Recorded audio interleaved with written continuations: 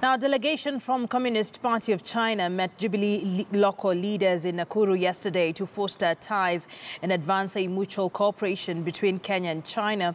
This comes at a time when a lot of mixed reactions are coming up over the alleged mistreatment of Kenyan workers at the standard gauge railway.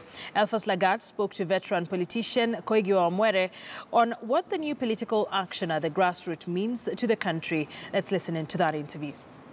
I remember when I came back from the university, from my university in the US, after I had been in the country for a short while, I was arrested by the Kenyan government and jailed for a year for the offense of reading a book from China. And the book that I was arrested for is it's almost a booklet. It's called The Art of War by Sun Tzu. And all it talks is about tactics and strategies of politics and economy.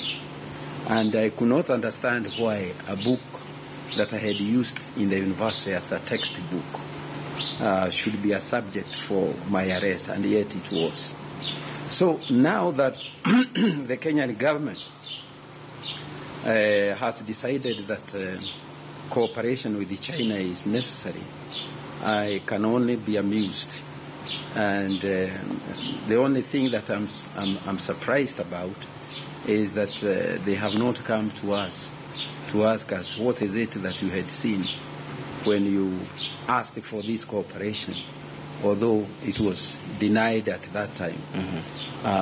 But going back to the subject, if somebody asked me whether we need cooperation with China of some sort, I will say yes. We certainly need a lot of cooperation in the economic field, because China is the second biggest economy in the world. They have done very well technologically, agriculturally. They have managed almost to eradicate poverty of their people. So they have done well, and there is certainly a lot that we could emulate from them.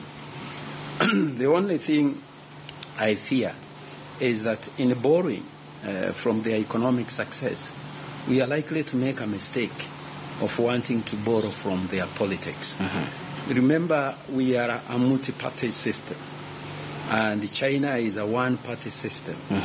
So if we decide that we want to borrow politically from them, literally we will be asking to go back to the one-party system that we had and which we fought so hard against for almost 40 years. So I hope those people who are rooting for this cooperation will steer clear of the Chinese political system.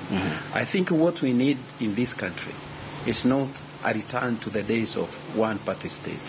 We need a system, a political system, like they have in Scandinavia, social democracy, which actually allows you political freedom, and it takes care of your economic needs.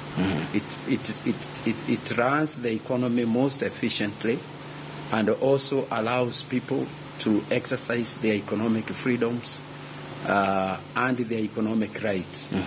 As long as that's where we are, as long as we steer clear of this, of their political system, I think we economically we have a lot to learn from them, and we should not be ashamed of doing that, but we must be very careful that we do not adopt a new type of dictatorship, as if to develop we need a dictatorship. In fact, I believe to develop what we need is more democracy, not less.